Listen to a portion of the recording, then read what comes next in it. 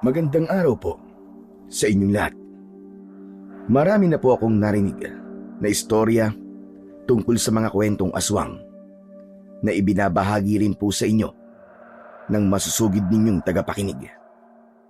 Tangi ang inyong programa lamang po ang napili kong pagsulatan ng isang natatangi at nakakakilabot na aking karanasan sa nangyari po sa baryo ng Santa Fe. Naganap po iyon taong 1970, kung saan ay lumipat kami sa baryo ng matandang babae na nagbenta sa amin ng lupa. At dahil ex-convict po ako, walang gustong tumanggap sa akin. Pamilya ko at ang pamilya ng asawa ko, lahat sila ayaw sa akin, sapagkat nakapatay na raw po ako ng tao at galing sa kulungan. Hindi ko na lamang po babanggitin kung sino ang aking napatay, bilang respeto na rin po sa pamilyang naargabyado ko. Ganun naman po siguro kapag nahatulan ng guilty sa isang kasalanan. Magbabago rin ang pagtingin ng mga tao sa iyo at aalisan ka ng karapatan para makapagbago. Ang masakit, kahit po sa trabaho ay wala ring gustong tumanggap sa akin. Kaya pagsasaka po ang napili kong hanap buhay sa lugar na aming nilipatan. Ngunit ang katahimikan na hinahangad namin na mag-asawa ay kalbaryo pala ang aming mapupuntahan.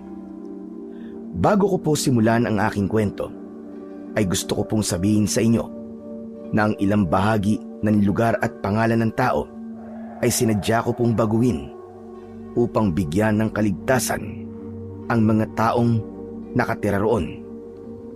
Kilalanin niyo na po lamang ako sa pangalang Marco. At ito ang aking kwento.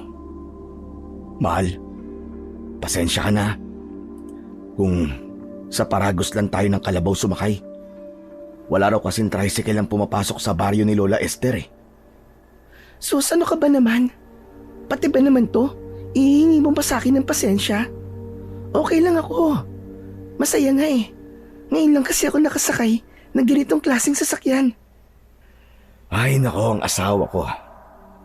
Kaya minahal kita ng sobre dahil sa pagiging maunawain mo sa akin. Hayaan mo, kapag nakaraos tayo, bibili tayo ng motor na kapag gusto nating pumunta sa bayan. Binola mo pa ako. Totoo naman kasing sinasabi ko sa iyo eh. Masaya ako sa bagong yugto ng buhay natin. Isa pa, huwag tayong mangangarap ng sobra, mahal. Yun lang kaya natin. Mahal, hindi ka ba nagsisisi? Nagsisisi saan? Na sumama ka sa akin kahit nakulong ako. Hay nako, magdadrama ka na naman ba?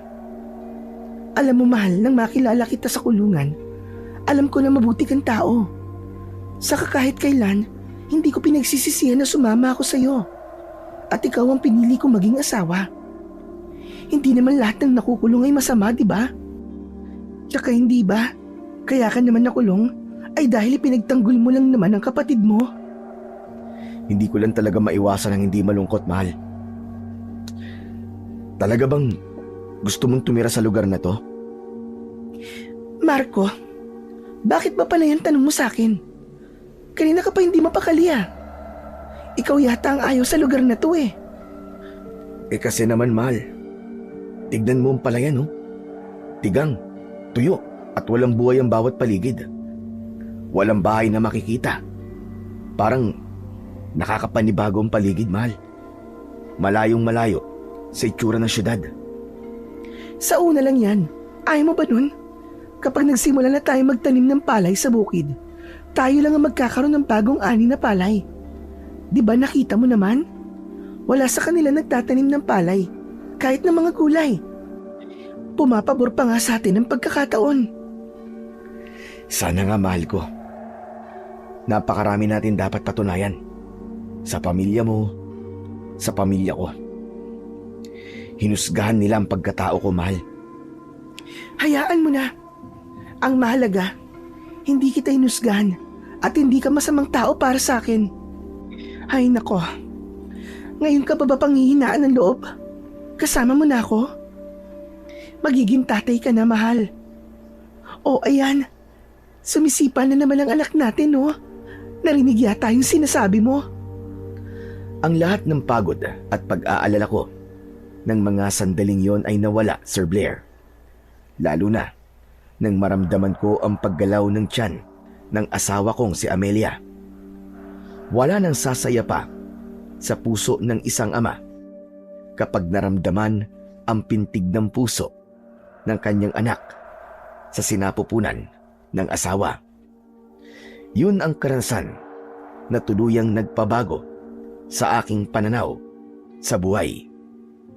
Muli naming itinuon ang paningin sa daan. Nang mga oras na yon ay tanghaling tapat na. Mataas ang sikat ng araw, pero hindi namin yon pansin dahil abala kami sa pagtingin sa paligid na nadadaanan namin. Nakaupo kasi kami ni Amelia sa hulihan ng paragos, kaya malaya naming nakikita ang paligid ng lugar. Sino ba naman ang mag-aakala na sa edad kong 35 taon ay magiging tatay ako? Akala ko nun tatanda na ako ng binata eh. Sus, bakit ikaw lang ba? Ako rin naman 28 taong gulang na ako. Bago binayayaan ng anak. Pero pakiramdam ko, Daisy pa rin ako. Ha? Anong Daisy? Daisy 8. Hindi ko napigilan ang hindi matawa sa biro na yon ni Amelia. Akala ko talaga niloko niya ako sa edad, kaya nahalikan ko siya sa kanyang kamay.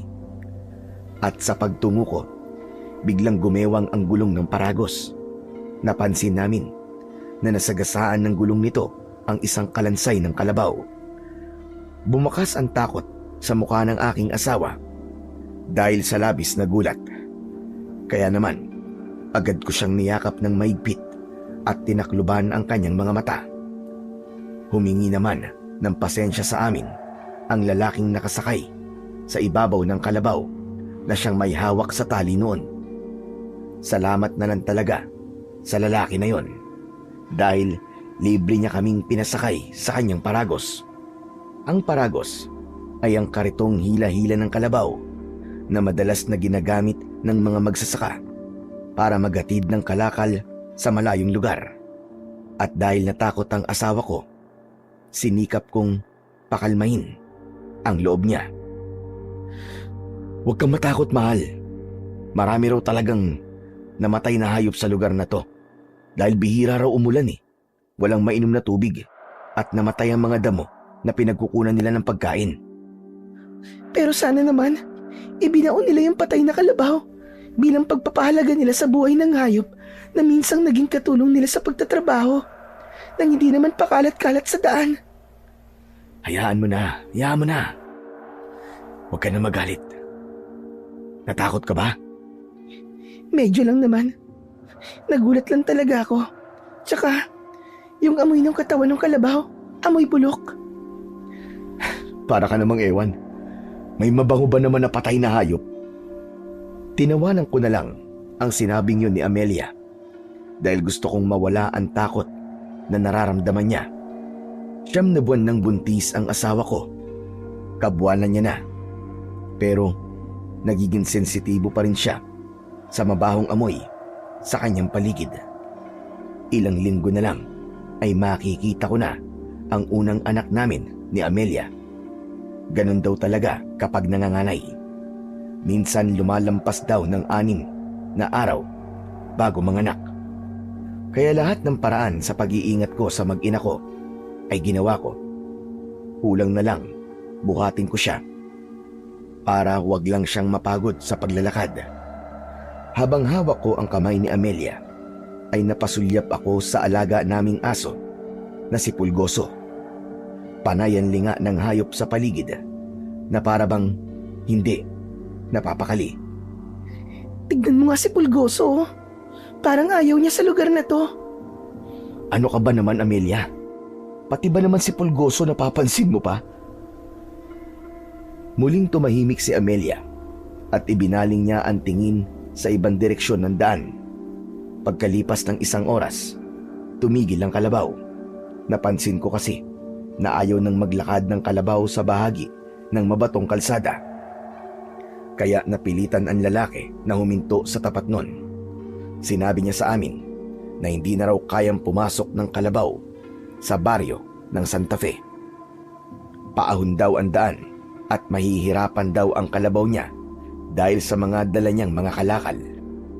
Napatingin ako sa muka ng aking asawa dahil kailangan naming maglakad papasok sa baryo. Mabuti na lang ng mga panahong yon. Konti lang ang dinala naming gamit. 2 bag lang ang dala ko. Hindi ko na pinagdala ng bag si Amelia para hindi siya mahirapan sa paglalakad. Mahal, paano ba to? Hanggang dito na lang daw. Kaya mo ba maglakad? Oo naman, mahal. Exercise na rin to para madali akong manganak. Sigurado ka ba? Oo nga, ano ka ba? Huwag ka nga masyado mag-alala. Sanay akong maglakad ng malayo. O sige. Hawakan mo na lang ang tali ni Pulgoso. Baka awayin siya ng ibang aso rito eh. Mabuti na may tali siya para hindi na rin tumakbo. Oo na. O tara na. Magsimula na tayo maglakad. Baka mamaya abutan pa tayo ng pagdilim sa daan. Ipinagpatuloy na namin ang paglalakad. Tumawid kami sa pilapil ng palayan hanggang sa pag-akyat sa burol. Ngunit pagdating namin sa kabilang burol, tumambad sa aming paningin ang tigang na palayan. Sunog na mga kahoy at walang tubig na ilog. Para kaming nasa ibang planeta ng mga sandaling yon. Naramdaman ko para bang nagulat din si Amelia. Kaya kahit hirap ako sa pagdadala ng bag, ay nagawa ko pa rin siyang hawakan sa kamay. Napansin ko rin si Pulgoso na para bang may kinakatakutan. Umuungol ito na para bang umiiyak. Nang magtama ang aming paningin ng aking asawa, nakita ko rin ang pag-aalala sa mukha niya. Marco, kanina pa tayo naglalakad pero wala pa rin tayong nakikitang bahay. Sigurado ka ba, mahal? Na wala kang nakalimutan na sinabi ni Lola Esther? Wala naman siyang ibang sinabi. Maliit lang daw ang Santa Fe, kaya hindi raw tayo maliligaw. Sinunod naman natin kung ano ang mga sinabi niya. Kaya huwag ka mag-alala. Ituloy na lang natin ang paglalakad. Sa pagpapatuloy ng paglalakad namin ng asawa ko, napansin ko ang paligid. Malawak ang damuhan na mayroong mga nagkalat na katawan ng patay na hayop. Kaya ang itsura ng lugar na yon ay nakadagdag sa takot na nararamdaman naming mag-asawa. At dahil doon, hindi na nagsalita pa si Amelia. Hawak niya ang kanyang tiyan, kaya hindi na ako nakatiis. Mahal ko, bakit kanina ka pa yatang walang kibo? Tumingin siya sa akin nang may bakas na lungkot ang muka. Saka muling tumingin sa daan. Sunod-sunod ang paghinga niya ng malalim. Pagkatapos, huminto si Amelia sa paglalakad at nagsalita habang titig na titig sa mga mata ko. Mahal, tama kaya tong desisyon natin? Teka, akala ko ba ayos lang sa'yo na nandito tayo? Bakit parang nagbago yata ang nararamdaman mo? Bigla kasi ako nag-alala sa lugar na to eh.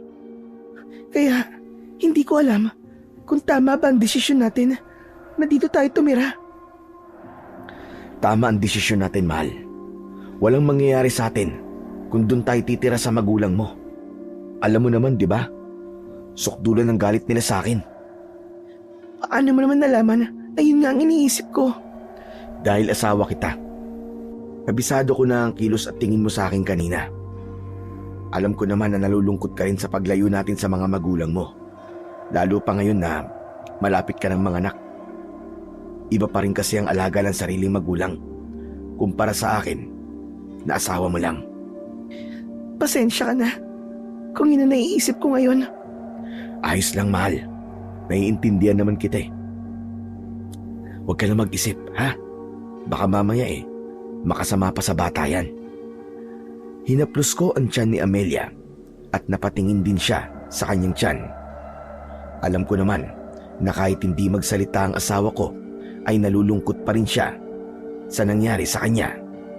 Kung dati ay ipinagmamalaki siya ng kanyang mga magulang, ngayon naman ay itinuturing siyang kahihiyan ng kanyang pamilya dahil nagkaasawa siya ng isang katulad ko. At kapag naiisip ko ang bagay na yon, hindi ko maiwasan ang hindi rin malungkot para sa asawa ko. Meron talagang mga magulang na hindi maunawaan ang nararamdaman ng anak nila. Itatakwil kapag mali ang lalaking sinamahan. Kaya ipinangako ko sa aking sarili na patutunayan ko na nagkamali ang mga magulang namin sa pagtatakwil sa amin.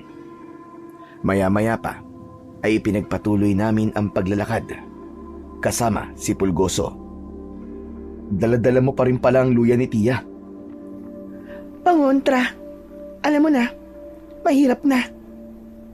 Sa pagpapatuloy ng paglalakad namin ay nadaanan namin ang ilog. Maganda yon, malinaw ang tubig at marami ang naglalaba. Kaya nagtataka kami kung bakit merong palayan na tigang ang lupa, samantalang may malaking ilog naman pala sa lugar na yon. Bakit kaya parang ipinagkakait nila ang ilog sa kabila ng burol? Hinayaan nilang maging tigang ang palayan doon. Sayang naman, no? Malay mo naman kung merong ibang dahilan. Kahit na ano pa ang dahilan nila, pagdadamot pa rin yun, di ba? Kung sa bagay, tama ka naman. Marco, teka lang.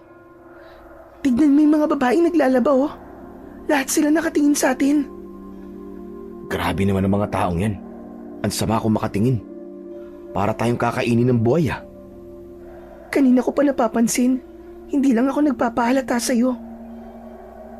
Talaga bang malakas ang pangontra ng luya para sa buntis? Oo naman. Ilang beses na raw napatunayan ni Tia ang bisa nito.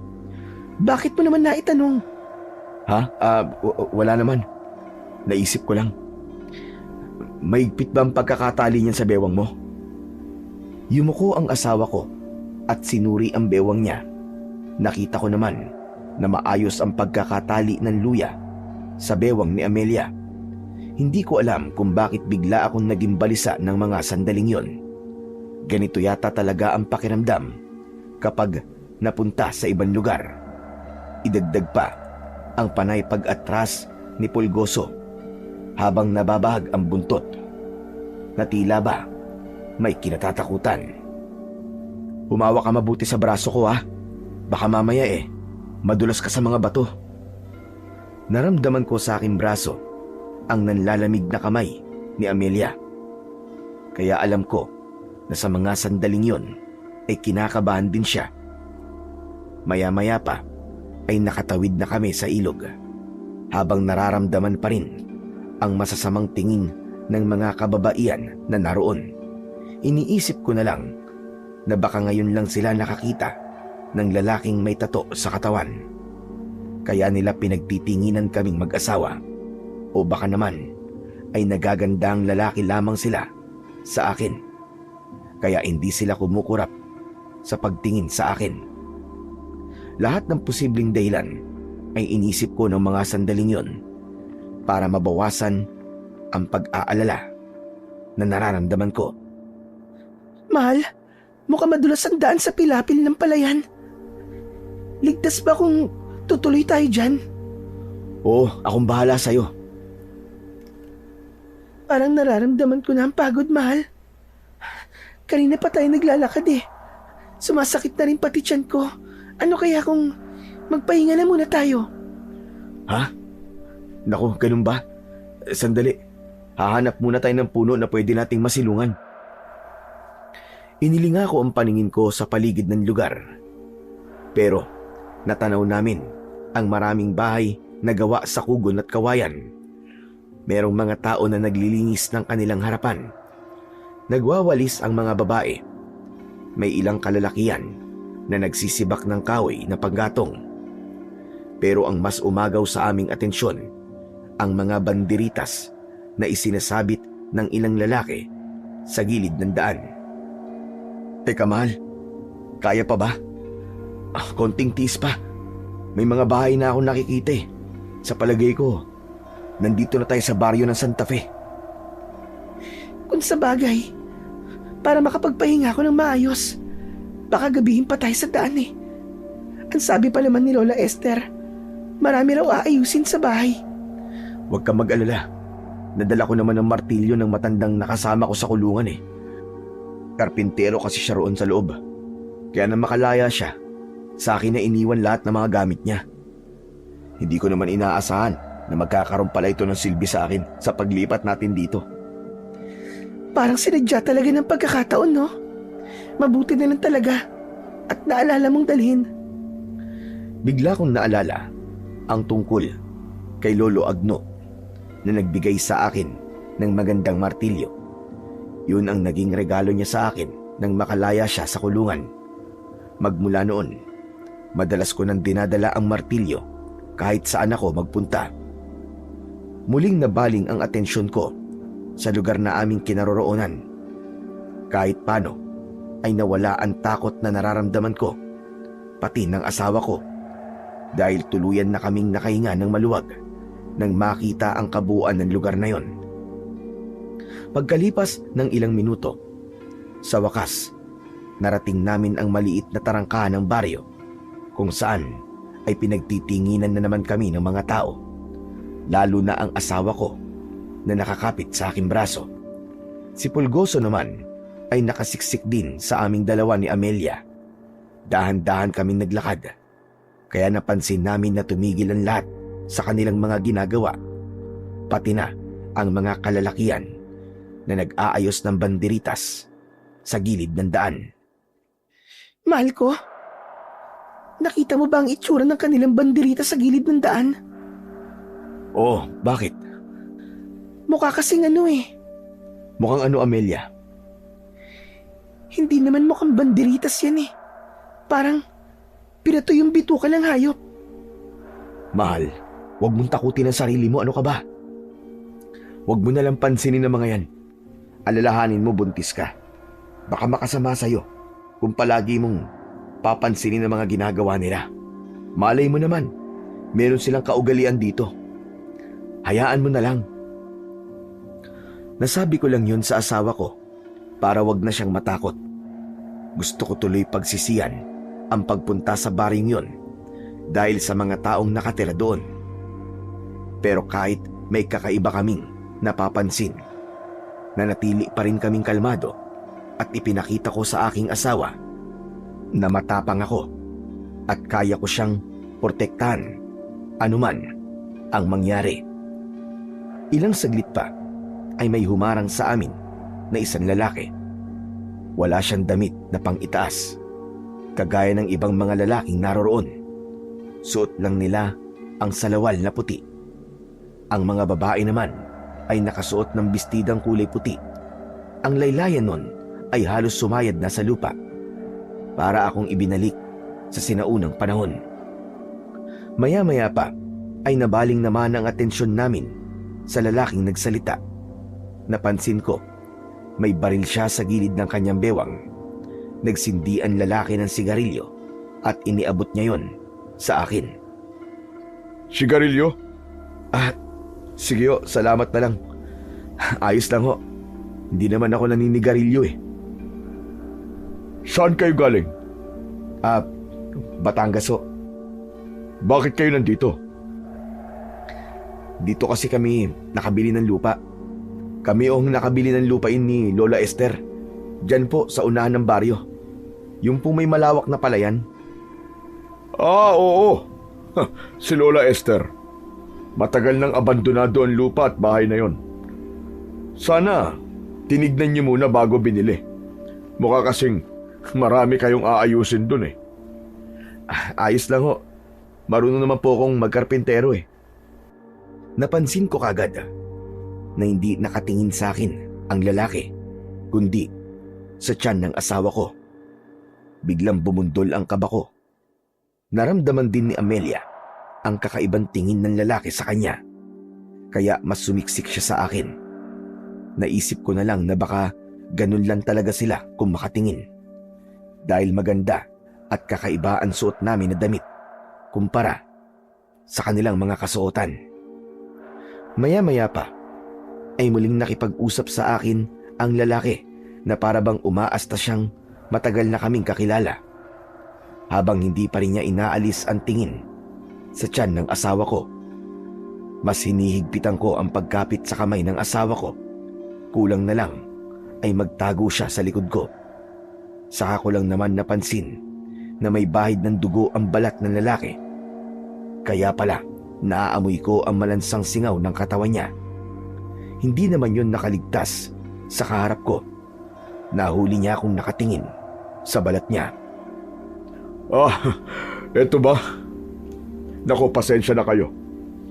Malansa katawan ko eh. Paano? Nagkatay kami ng baboy kanina. May konti kasi kaming pagsasalo mamayang gabi. Kaya minamadali namin ang pag-aayos sa mga banderitas. Kaya hindi ko napansin na marumi pala ang katawan ko. Ano po ba ang okasyon? Konting salo-salo lang ng pamilya. Halos lahat kaming nakatira rito magkakamag-anak. Walang iba rito, maliban sa inyong mag-asawa. Magtatanong pa sana ako sa lalaki nang maramdaman ko ang kamay ni Amelia sa braso ko na para bang hinihilan niya na ako para umalis sa lugar na yon.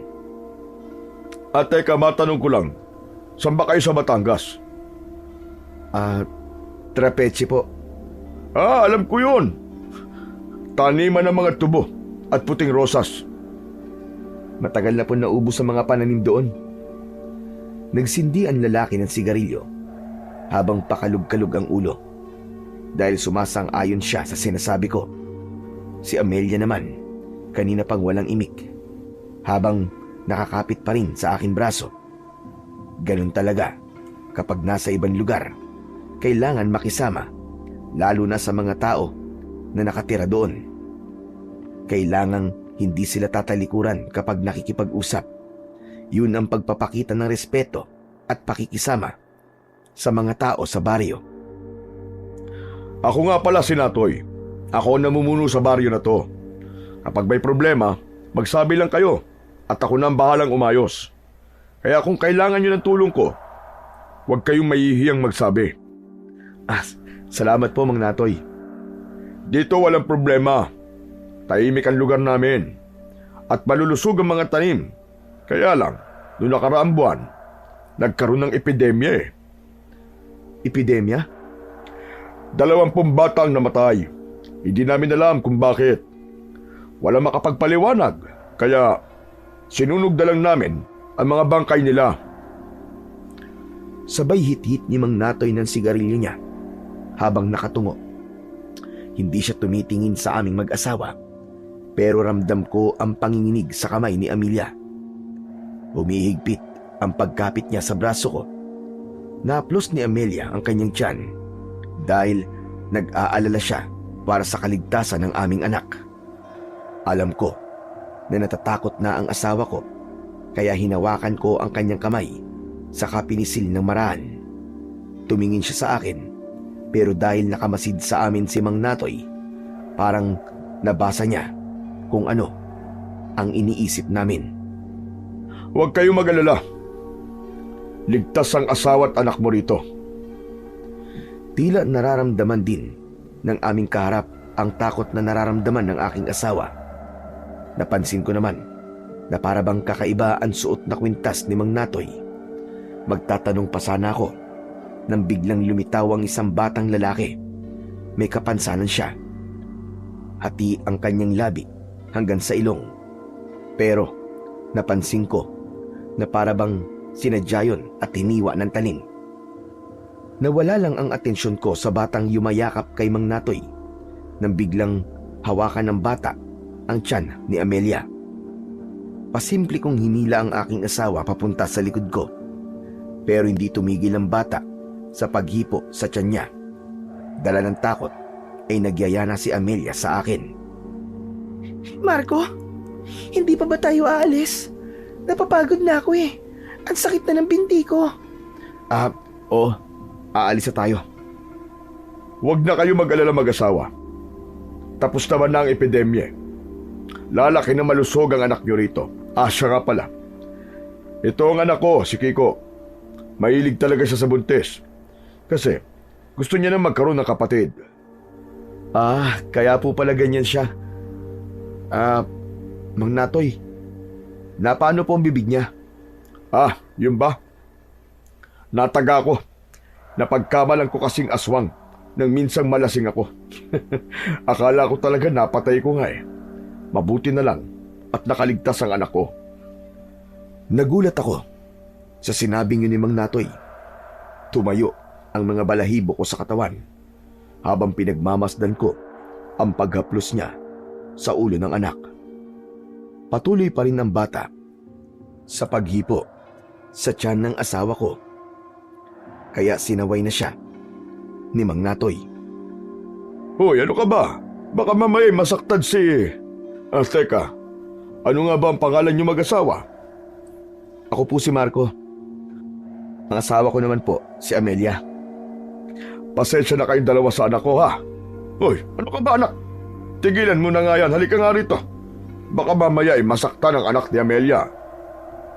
Hinawakan ni Mang Natoy ang kamay ng anak. Saka muling tumingin sa aming mag-asawa. Bakas sa mukha nito ang labis na hiya.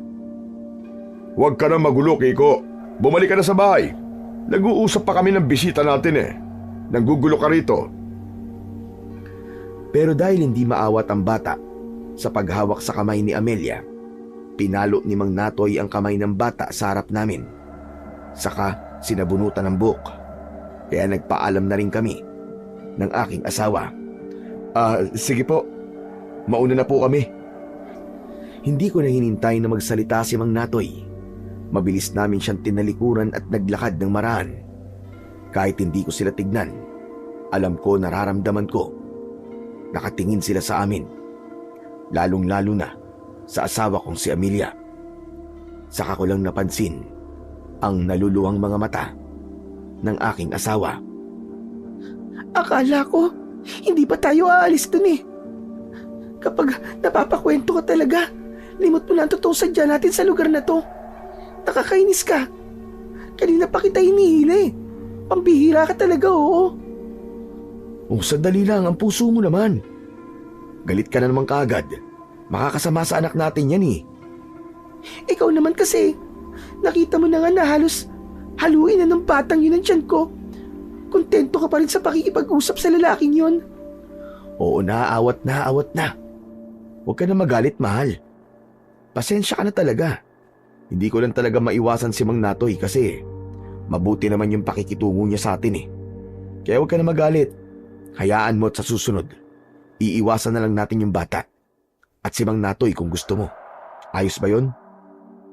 Akala ko, pagtapos naming mapansin ang kakaibang lugar na yon sa bakuran ni Mang Natoy, ay tapos na ang takot na mararamdaman namin ni Amelia. Pero, nagkamali ako. Nadaanan namin ang ilang pangkat ng mga kababaihan na nakasuot ng kulay itim na bestida. Magulo ang kanilang buhok at ang paraan ng kanilang pag-iyak ay parang alulong ng aso. Kaya si Pulgoso naman ang naging balisa ng oras na yon. Tinahulan niya ang mga babaeng walang tigil sa pagyuko sa lupa. Diyos ko naman, ano bang klaseng lugar to? Parang gusto ko na yatang magsisi na nagpunta tayo rito, Marco. Huwag kang mag-alala. Baka naman nagluluksa lamang sila. Mukha naman silang namatayan ng mahal sa buhay. Hindi ba't nabanggit ni Mang Natoy na marami ang namatay na bata sa baryong to? Sinasabi mo ba na baka mga yan ng mga ina na nawalan ng anak? Oo. Baka hindi nila kinakaya ang sakit. Kaya sila nagkakaganyan. Marco, natatakot ako. Natatakot ako para sa kaligtasan natin at ng anak natin. Ano ka ba naman? Walang mangyayari sa atin at sa anak natin. Hindi ko yung papayagan. Upang mabawasan ang takot na nararamdaman ng asawa ko, niyakap ko siya ng maigpit. Saka lang namin napansin na sementeryo pala ang lugar na yon dahil sa mga krus na nakabaon sa lupa. Kaya kahit papano, nabawasan ang pangamba ko dahil hindi sila takot sa krus.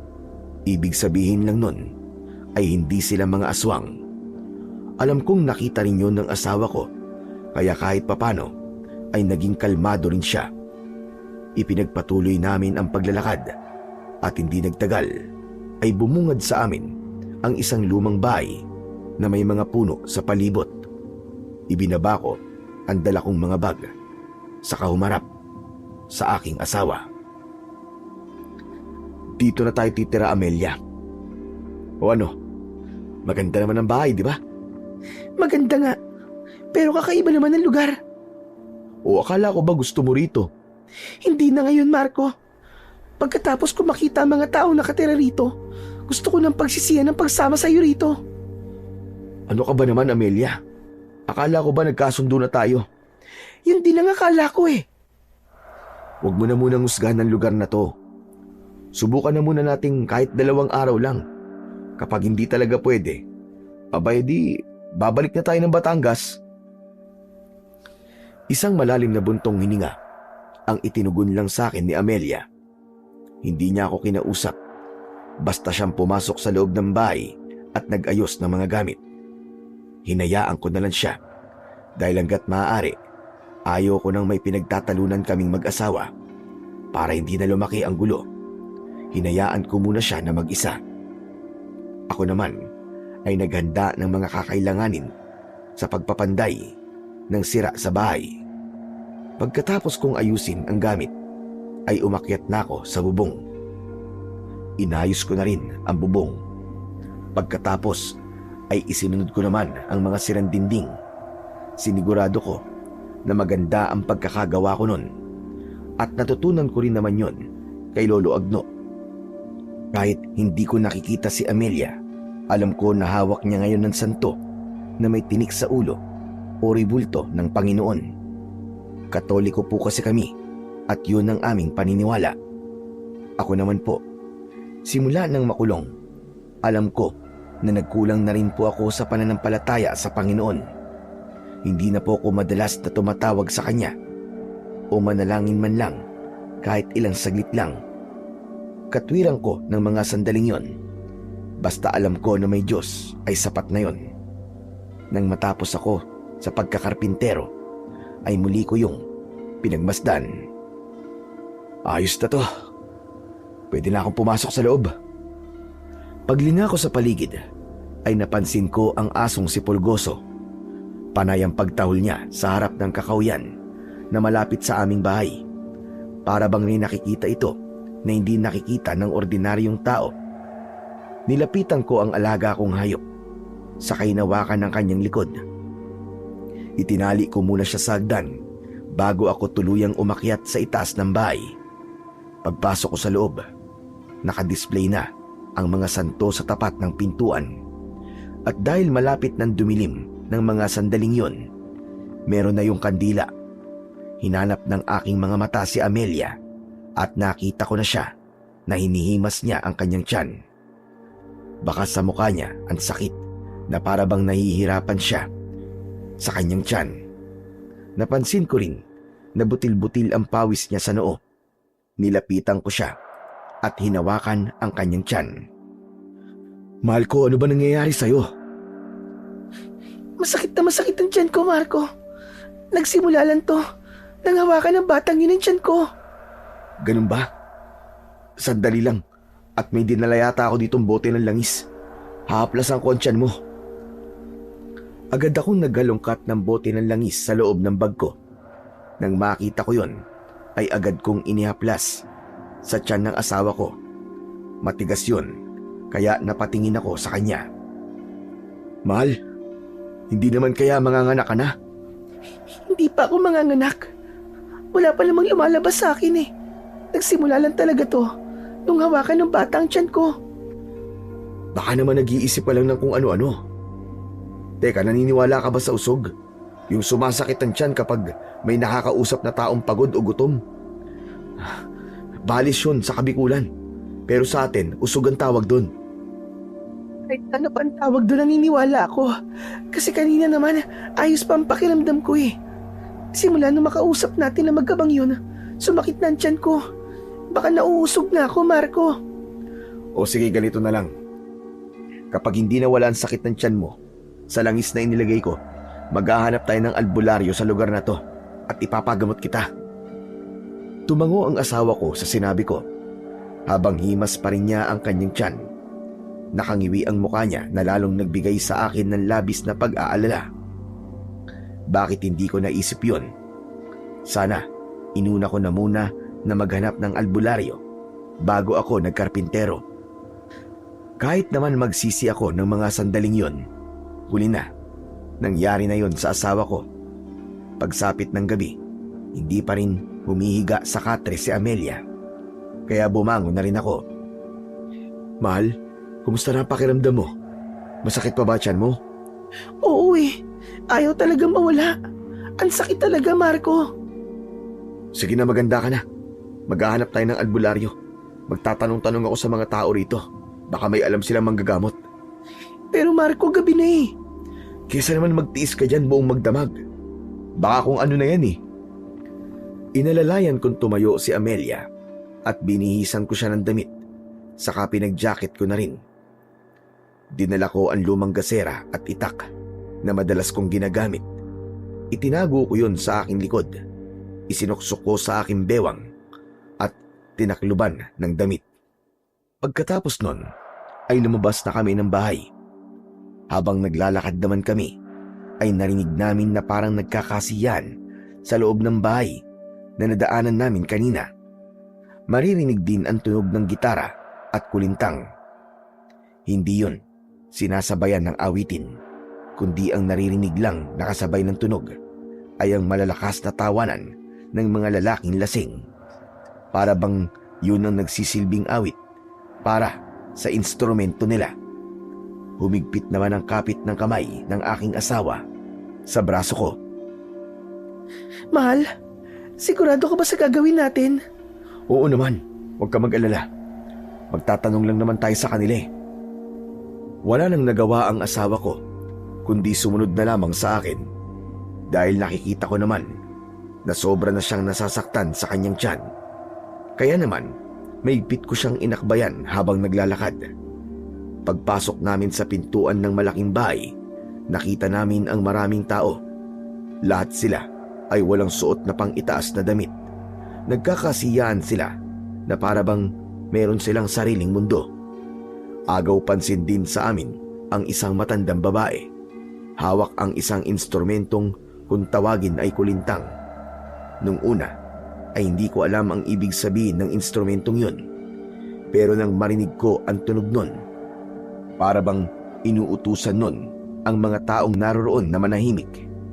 Hindi na lang namin sila pinansin dahil baka mas lalo lamang kaming magtawag ng atensyon. Hanggang sa makita ko ang isang matandang lalaki. Bulag siya at sunog ang kanyang muka. Kinilabutan ako dahil para siyang naaagnas na bangkay. Sobra talaga ang takot na idinulot ng mga tao na yon sa aming mag-asawa. Kaya kahit ganun ang nararamdaman ko, nanatili akong matatag para sa asawa kong si Amelia. Tatang, tanong lang po, meron po bang manggagamot dito? Hindi sumagot ang matandang nakatayo sa harap ng lamesa. Hawak ng matanda ang bote ng alak at bigla siyang natigilan. Nang hindi sumagot ang matanda, narinig ko ang boses ng matandang babae sa gilid ng bahay. Ibinaba niya ang kulintang at masamang tumingin sa amin. Wala na. Wala nang manggagamot sa baryong ito. Napatitig ako sa matandang babae nang magsalita siya ng ganun. Habang nakatingin siya sa asawa ko, kakaiba ang kanyang mga mata. Pati ang maitim niyang labi. Hulubot ang kanyang muka at magulo ang kanyang buhok. Sa tingin ko, siya ang namumuno sa lugar na yon. Mas lalong natahimik ang buong bahay na yon, na kung susuriin ay parang bahay aliwan. Lahat ng mga taong naroroon nakatingin lang sa amin ng seryoso. Maya-maya pa ay lumapit sa amin ng pamilyar na lalaki. Si Mang Natoy. Mukhang nakainom na siya dahil medyo pasuray-suray na ang kanyang paglalakad. Oh, kayo pala. Kumusta kayo mag-asawa sa bahay na nilipatan nyo? Ayos lang po. Naghahanap lang po kami ng manggagamot. Aba bakit? Sumasakit ba ang tiyan ni Amelia? Hindi ko inaasahan na bigla niyang hahawakan ng tiyan ng aking asawa. Sa una ay hinayaan ko siya dahil baka nagmamalasakit lang siya sa amin. Ano ba masakit sa'yo, Amelia? Masakit ba ang tiyan mo? Hindi inalis ni Mang Natoy ang kanyang kamay sa tiyan ng asawa ko at halata ko naman na hindi komportable si Amelia sa ginagawa niya na yon kay Mang Natoy. Kaya tinabig ko ang kanyang kamay. Oh, bakit? Huwag niyo po siyang hahawakan. Bakit naman? Inaalam ko lang naman kung masakit talaga ang tiyan niya eh. Nagmamalasakit lang naman ako sa kanya. Ang damot mo naman. Hindi ko nagustuhan ang kanyang mga sinabi. Kaya nang muli niyang hahawakan ng tiyan ng aking asawa, malakas ko nang tinabig ang kanyang kamay. Nagsipagtayuan din ang mga kamag-anak niyang naroroon, habang ang matandang babae ay nakatingin sa amin at nanatiling nakaupo sa bangko. Ang matandang lalaki naman, na may sunog ang muka at bulag, ay lumapit sa may pintuan. Nagkatinginan kami ni Mang Natoy habang hawak ko pa rin ang kanyang kamay. Ano? Hindi mo mabibitiwan ang kamay ko?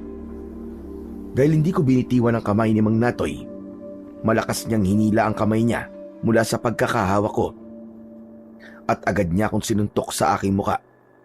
Kasunod nun, sinakal niya ako. Naramdaman ko ang magaspang niyang mga kamay. Bumaon ang kuko niya sa leeg ko. Dahil dun, natakot ng gusto si Amelia. Marco! Mang Natoy, ano ba? Bitiwan niyo po ang asawa ko! Pero hindi pinakinggan ni Mang Natoy si Amelia.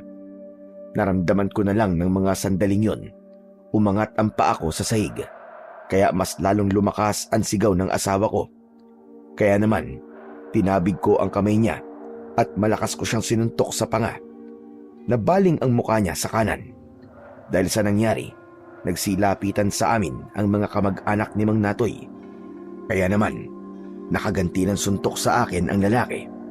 Sa pagkakataong yon, muli niya akong sinakal sa leeg at iniuntog niya ako sa dingding. Kakaiba ang lakas niya dahil nagawa niya akong maiangat gamit ang isang kamay lang niya. Ikaw na nga tinutulungan. Ang yabang mo pa! Marco! Marco! Dayo lang kayo dito ah. Kung makaasta ka, kala mo may ibubuga ka. Ika! Tama na yan! Pauwiin niyo na sila! Bigla kong naramdaman ang pagluwag ng kamay ni Mang Natoy sa aking leeg. Kasunod ng pagsalita ng matandang babae. Umuwi na kayo. Buntis siya. Hindi siya dapat natatakot. Habang nagsasalita ang matandang babae, nakatingin siya sa tiyan ng aking asawa. Saka lang ako tuluyang pinakawalan ni Mang Natoy. Para bang batas sa lugar na yon ang utos ng matandang babae. At si Mang Natoy naman, ang matapang na tauhan ng matanda. Pero ang matandang lalaki kanina na pumigil kay Mang Natoy, sa kanya ako naiwagaan. Hindi siya katulad ng mga taong naroroon. Iniligtas niya ako sa kamay ni Mang Natoy. Sa pagkakataong yon, pinili naming umalis dahil nag-aalala ako sa kaligtasan ng asawa ko. Pero kung nagkataon na wala akong inaalala, sinisigurado ko na mapapatay ko silang lahat. Yun ang isang bahagi ng aking pagkatao na hindi ko maaaring ipagsabi kahit na kanino. Iba akong magalit dahil hindi ko kayang kontrolin ang galit ko. Hindi ako natatakot pumatay ng tao, lalo na kapag alam kong nasa tama ako. Ayoko nang inaargabyado ako. Mula sa pagkabata, laman na ako ng gulo. Madalas akong napapaaway. Kaya naman, ang nangyari ngayon ay pangkaraniwan na lamang sa akin. Nagbago lang ako nang makilala ko at maging asawa si Amelia. Pero kapag siya na ang masasaktan, hindi ako magdadalawang isip na pumatay para sa aking pamilya. Pagdating namin sa bahay, napansin ko na nanginginig ang katawan ni Amelia dahil sa takot. Nakaupo siya sa bangko sa harap ng lamesa. Sa ibabaw naman nun ang isang gasera. Mahal, patawarin mo ko kung nangyari yun sa harap mo kanina. Hindi nagsalita si Amelia, para bang hindi niya makalimutan ang mga nangyari kanina. Kaya kumuha na lang ako ng dilata para maghanda ng pagkain. Nagutom ako sa suntok ni Mang Natoy, pero syempre kailangan kong baliwalain ang sakit para hindi na mag-alala ang asawa ko. Sa maghapon na yon hanggang hating gabi, parang ang dami nang nangyari sa amin. Pero nang mapansin ko na hindi pa rin siya nagsasalita, ay tinanong ko na ang asawa ko. Oh, mahal, ano na naman bang iniisip mo? Gusto ko nang umuwi kina inay sa Batangas. Natigilan ako at binitiwan ang kutsilyong hawak ko na ibubukas ko sana sa delata. Tumalikod ako sa kanya. Bigla akong nakaramdam ng sakit dahil sa sinabing yun ng asawa ko. Hindi tayo babalik sa Batangas at walang aalis. Hindi tayo aalis dito. Tumayo si Amelia at lumapit siya sa akin. Naramdaman ko ang malamig niyang kamay sa aking braso habang nakatalikod pa rin ako sa kanya. Marco, ano ka ba? Bulag ka ba? O naglalakas-lakasan ka lang ng loob? Alam mong hindi ko ugali ang umatras o matakot sa ibang tao. Alam mo yan, Amelia? Hindi ka ba nag-aalala? Hindi mo ba talaga nakikita kung anong klaseng lugar to? O binabaliwala mo lang ang nangyari sa'yo kanina? Hindi tayo aalis. Walang uuwi, tapos. Tamang sinabi ni tatay. Matigas ang loob mo. Kahit kailan, hindi ka talaga magbabago. Humarap ako sa aking asawa dahil nasaktan ako sa sinabi niya. Alam mo, nagbago ako para sa'yo, Amelia. At kahit kailan, huwag mo akong sisisihin na para bang ako lang ang may kasalanan. Isa pa, kung aalis tayo sa lugar na to, saan tayo titira? Walang tumatanggap sa akin kaya saan tayo pupunta?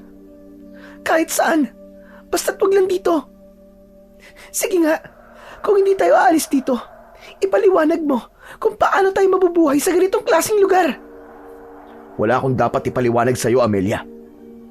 Sumama ka sa akin dahil gusto mo. Tapos ngayon iiwas ka. Bigla kang magyayaya para umalis dito. Dahil natatakot ako rito, Marco. Natatakot ako sa mga mangyayari sa atin dito. Pati sa magiging anak natin.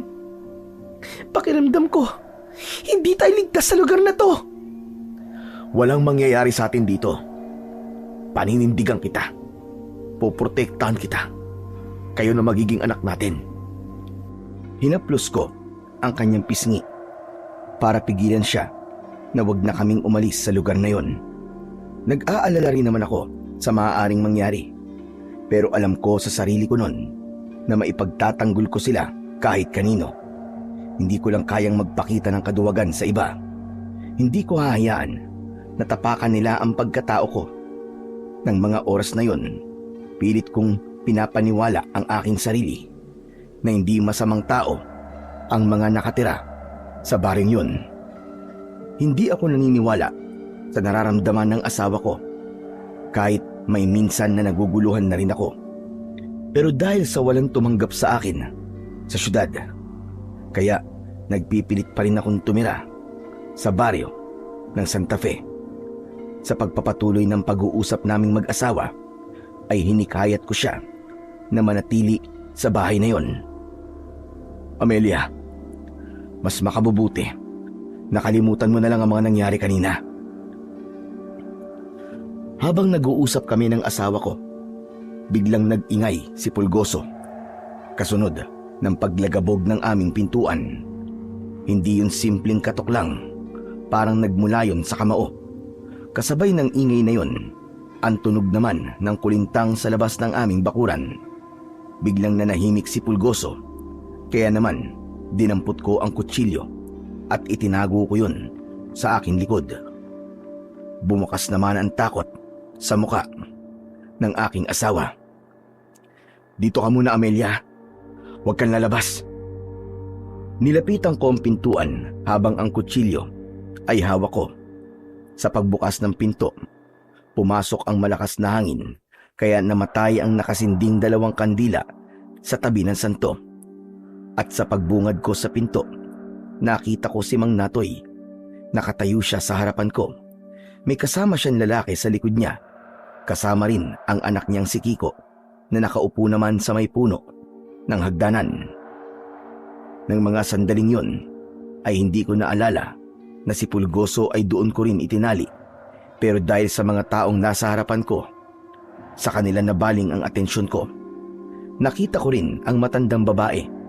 Hawak niya ang kulintang habang hinihipan yon.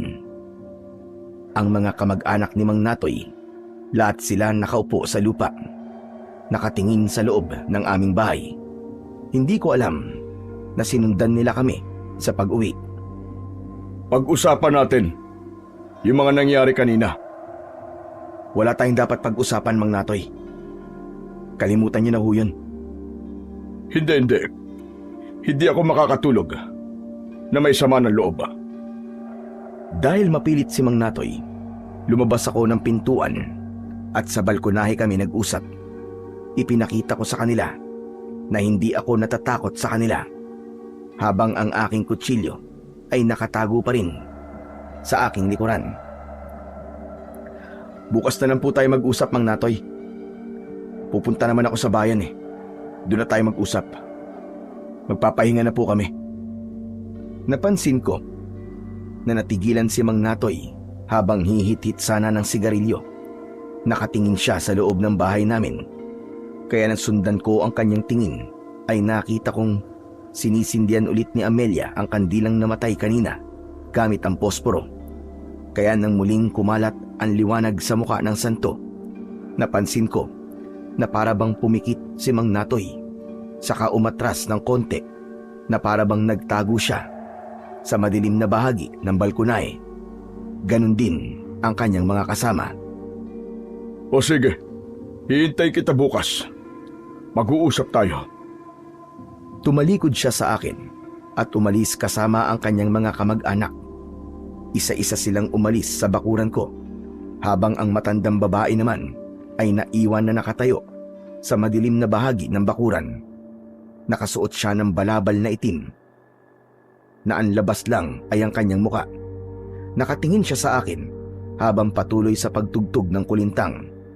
Tumigil ang matandang babae sa pagtugtog na parabang bumulong siya sa hangin habang nakangisi. Kay bago, nagsimoy naggabi. Yun ang pagkakaunawa ko sa sinabi niya. Habang malayo siya sa akin, malikot ang mga mata ng matandang babae. At dahil sa kakaibang kilabot na nararamdaman ko ng mga sandaling yun, isinarado ko ang pintuan at pumasok ako sa loob ng bahay namin. Nang maisara ko ang pinto, ay narinig kong tinawag ako ng aking asawa. Marco! Marco! Agad akong nagpunta sa loob ng aming silid at nadatnan ko siya na hinihilot ang sarili niyang tiyan. Nakaupo siya sa gilid ng katre habang namimilipit sa labis na sakit. Marco! Masama ang pakiramdam ko. Masakit na masakit ang tiyan ko. Pakiramdam ko ang init ko. Dala ng labis kong pag-aalala sa aking asawa. Hinaplos ko ang tiyan niya. Hinilot ko rin ang kanyang ulo. Kaya nalaman ko na nilalagnat si Amelia. Pupunasan na lang kita ng basang tela At bukas na bukas din, maghahanap tayo ng albularyo na gagamot sa'yo. Baka kasi malapit ka ng mga anak, kaya sumasakit ang tiyan mo. Nahiga si Amelia sa katre at inihanda ko naman ang tela para basain at ipunas yon sa kanya. Nang matapos ko ang pagpupunas sa katawan niya, ay nahiga na rin ako sa tabi niya. Dala ng pagod, ay agad akong nakatulog. Kinabukasan, hinasa ko ang itak na dadalhin ko sa pagpunta ko sa bayan. Pinaghandaan kong muli ang pagkikita namin ni Mang Natoy. Siniguro ko na matalas yun. Sinipat ko at hinawakan ang talim ng itak. Ngunit isang malakas na sigaw ang narinig ko mula sa pintuan sa labas.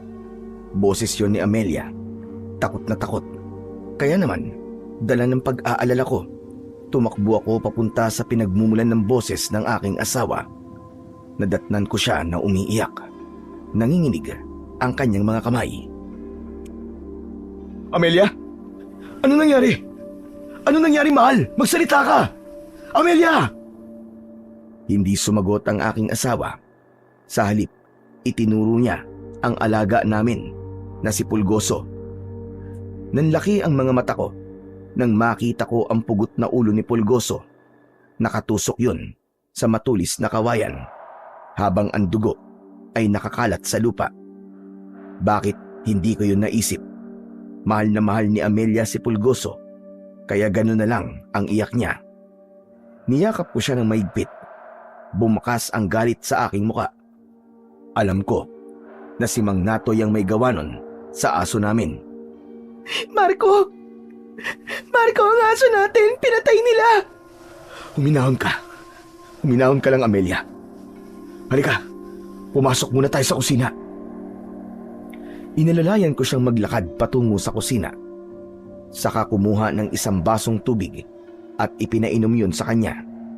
Kita ko pa rin ang panginginig sa kanyang kamay. Kaya mas lalong umusbong ang galit ko para kay Mang Natoy. Kaya naman, hinanda ko ang aking itak. Isinuksok ko yun sa aking bewang. Pupuntahan ko na si Mang Natoy at mananagot siya sa pagpatay niya sa aking alagang aso. Isang plano na hindi ko sinabi kay Amelia. Lumapit ako sa harap ng altar. Hinawakan ko ang mukha ng rebulto, saka pumikit. Sa unang pagkakataon ay nagdasal ako sa Panginoon na sana ay gabayan niya ako sa gagawin ko. Yun din ang unang pagkakataon na nagtiwala ako sa Panginoon, habang si Amelia naman ay nagtataka sa ikinikilos ko. Teka, Marco! Saan ka pupunta? Dito ka lang, Amelia. Huwag kang sumama. Hintayin mo ako, may aayusin lang ako. Marco! Umalis na lang tayo dito! Hindi ko pinansin ang sinabi ng asawa ko. Buo na ang pasya ko. Napapatayin ko si Mang Natoy dahil sa ginawa niya sa aso ko at para matigil na rin ang panggugulo niya sa amin. Habang nakatingin ako sa aking asawa, biglang napako ang paningin ko sa martilyo na nakapatong sa ibabaw ng lamesa. Hindi ko alam na para bang nakita ko na kumislap yun. Pero hindi ko nalang pinansin at kinausap ko si Amelia. Mahal, babalik ako. Huwag kang mag-alala. Mabilis lang ako ron. Hindi ko na hinintay na magsalita pa si Amelia para pigilan ako. Agad na akong umalis sa bahay at iniwanan ng aking asawa. Pagkalipas ng ilang minuto na paglalakad, nakarating ako sa bahay, aliwan. Nakatayo ako sa harap ng bahay. Napansin ko na tahimik ang paligid sa mga oras na yon. Para bang walang tao. Pero dahil galit na galit ako, mabilis akong pumasok sa loob ng bahay. Nakita ko ang bulag na matandang lalaki. Nagulat ito sa biglang pagpasok ko habang pinakikinggan ang kilos ko sa loob. Nasaan si Mang Natoy? Hindi kagad nakapagsalita ang matandang lalaki, kaya inulit ko ang pagtatanong sa kanya.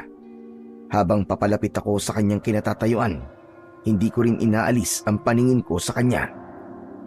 Saan ko makikita si Mang Natoy? Huwag ka nang maghanap ng gulo. Nasaan si Mang Natoy? Hindi ako sinagot ng matanda habang pilit siyang lumilinga sa paligid na para bang balisa. Halata ang takot sa kilos ng matanda. Halos pabulong ang pagsasalita niya na para bang iniingatan nito na merong makarinig sa pinag-uusapan namin. Umalis na kayo ng asawa mo rito. Hindi mo ba alam na ang lahat ng mga taong nakatira rito ay mga aswang? Walang aswang-aswang sa akin. At walang aswang sa lugar na to. Kaya mabuti pa, ituro niyo sa akin kung nasan si Mang Natoy. Aswang sila. Aswang na tiktik na pumapatay sa mga babaeng buntis. Kaya hinaan mo ang boses mo, Marco. Naririnig nila tayo. Huwag niyo akong lukuhin, ha? Hindi mo ba naririnig ang mga ingay na yan? Hindi ka ba naniniwala? Pakinggan mo. Pakinggan mo ang ibinubulong ng hangin. Ang tunog sa paligid. Ang kanilang mga huni. Kaya't makinig kang mabuti. Umalis ka na. Ilayo mo ang asawa mo rito. Saglit na tumigil ang matanda sa pagsasalita habang pinakikinggan ang huni ng kulintang sa paligid, pati na ang tunog ng mga gitara at iyakan ng mga babae. Kahit mahina ang tunog ng mga yon, ay alam ko na nagsasabi ng totoo ang matanda. Pilit ko lang yun binabaliwala. Muling nagsalita ang matandang lalaki na halos pabulong ang boses. Ang Santa Fe ay pugad ng mga aswang na galing pa sa Visayas at Mindanao. Dito na sila nanirahan at namatay. Ngunit ang karamihan sa kanila ay nandito pa rin. Inilinga ko ang paningin sa aming paligid. Nagsimula na ring magtaasan ang mga balahibo ko sa katawan nang dahil sa takot. Nandyan labang sila sa paligid. Sige na, balikan mo na ang asawa mo bago pa sila magising. Ikaw, ano ka? Huwag kang magalala. Tao ako. Hinihintay ko lang ang oras ko dito dahil wala na rin akong pupuntahan. Sige na. Sandali. Hindi mo ba talaga ako nakikilala, Marco? Nang magtanong ang matandang lalaki, biglang bumundol ang kaba ko sa aking dibdib. Pamilyar sa akin ang kanyang boses, kahit may sunog ang kanyang muka at bulag ang kanyang mga mata. Alam ko na si Lolo Agno ang nakikita ko. Bakit nga ba hindi ko kagad napansin yon? Samantalang ang matanda, kahit hindi niya ako nakikita, ay agad niya akong nakilala. Napuno ng katanungan ang isip ko ng mga sandaling yon. Hindi ko alam na dito pa kami magtatagpo sa baryo ng Santa Fe. Teka, Lolo Agno? Lolo Agno, ikaw ba talaga yan? Oo, ako nga ito, Marco. Kagabi pa kita nakilala dahil kilalang kilala ko ang boses mo. Hindi lang ako nakipag-usap sa'yo dahil ayokong malaman nila na magkakilala tayo. Isa pa, nasa harapan natin ang matandang aswang na si Lokreng. Siya ang matandang babae na mahilig magpatugtog ng kulintang. Diyos ko po, Lolo Agno, ano po nangyari sa mukha niyo at sa mga mata niyo?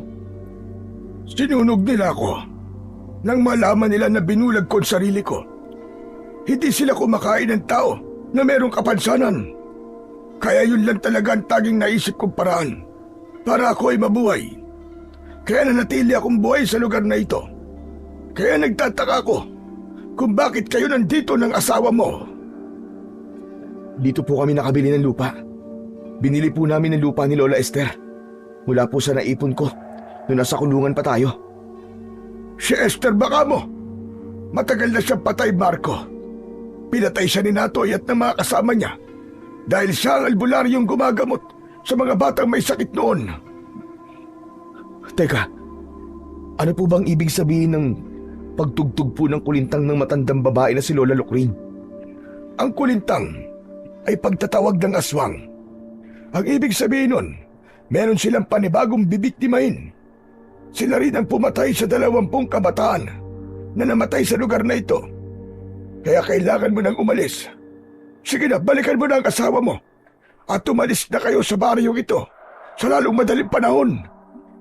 Pero paano po kayo, Lolo Agno? Huwag mo na akong alalahanin. Hindi nila ako masasaktan. Teka. Sandali lang.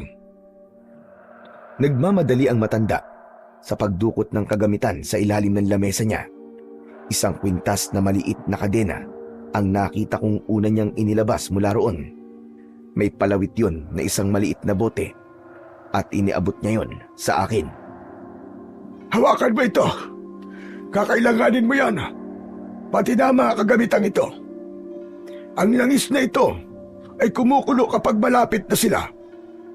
Naaalala mo ba ang martilyong binigay ko sa iyo? Kung natatandaan mo pa, meron yung taglay na agimat na magagamit mo laban sa kanila. Para saan naman po ang pana na yan, Lolo Agno? Itinuro ko ang isang pana na merong maliliit na palaso na gawa sa metal. May gatilyo yun na parabang sa baril. Sinasabi na yun daw ang pana ng katapusan. Dinampot ni Lolo Agno ang panang yun at ibinigay din niya sa akin. May kapangyarihan din ito na patayin sila. Ipagamit mo yan sa asawa mo. Sige na, bumalik ka na sa asawa mo. Puntahan mo na siya. Magmadali ka. Halos ipagtulakan ako ni Lolo Agno ng mga sandaling yon. Kaya dinampot ko ng lahat ang mga sandatang ibinigay niya sa akin. Saka walang lingon likod na tumakbo ako at tinahak ang daan pabalik sa aming bahay. Diyos ko. Ang mag-ina ko. Tulungan niyo po sila, Panginoon. Huwag niyo po silang hahayaan na mapahamak. Lakad at takbo ang ginawa ko habang dala ang aking mga sandata. Pagkalipas ng ilang minutong pagtakbo, ay narating ko na sa wakas ang bahay namin. Umakyat kagad ako sa bahay.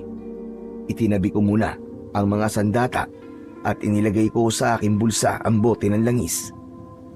Pumasok ako sa silid namin at nadatnan ko roon si Amelia na nagtitiklop ng aming damit. Hindi ako nagsalita. Agad ko siyang tinulungan sa pag-iimpake. Nagtataka naman ang aking asawa sa pagmamadali sa kilos ko.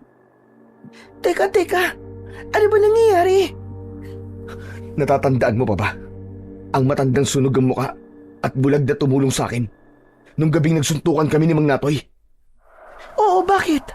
Anong tungkol sa kanya? Hindi ka maniniwala, Amelia. Siya si Lolo Agno ang nagbigay sa akin ng martilyo sa kulungan. Dito pala siya nakatira. At si Lola Esther na nagbenta sa atin ng lupa. Patay na siya, Amelia. Ano? Diyos ko, paano nangyari yun? Pinatay siya ni Mang Natoy. At hindi lang yun.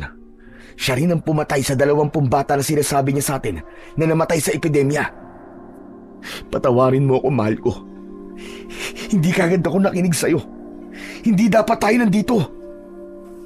Bumalot ang takot sa muka ng aking asawa nang ipaalam ko sa kanya ang mga natuklasan ko mula sa matanda. Bilisan mo na, Amelia. Aalis na tayo rito. Nang matapos kami sa paghahanda ng damit, ay kinuha ko ang aking martilyo. Iniabot ko naman sa aking asawa ang pana na ibinigay sa akin ni Lolo Agno na maaari daw panlaban sa mga aswang na tiktik. Nagtataka naman si Amelia kung para saan ba ang sandatang yon. Paglabas namin ng pintuan ng bahay, habang dala ko ang 2 bag, narinig ko ang ingay ng tunog mula sa instrumento ng kulintang. Hudyat yun na nagising na ang mga aswang na tiktik. Dinukot ko ang bote ng langis sa aking bulsa at itinaas ko yun sa ere. Kitang-kita namin ni Amelia kung gaano kalakas ang pagkulo ng langis sa loob ng bote. Palatandaan yun na may aswang sa paligid. Pero hindi ko muna yun ipinaalam sa aking asawa dahil ayoko na lalo siyang matakot. Anak ng putya, mukhang di na tayo makakaalis sa baryong to, Amelia. Ha? Anong ibig mo sabihin? Nasa paligid lamang sila nagbabantay. Binabantayan nila mga kilos natin. Anong gagawin natin, Marco? Pagod na ako rito. Wala tayong ibang magagawa kundi ang harapin sila. Hihintayin ko ang pagbabalik nila.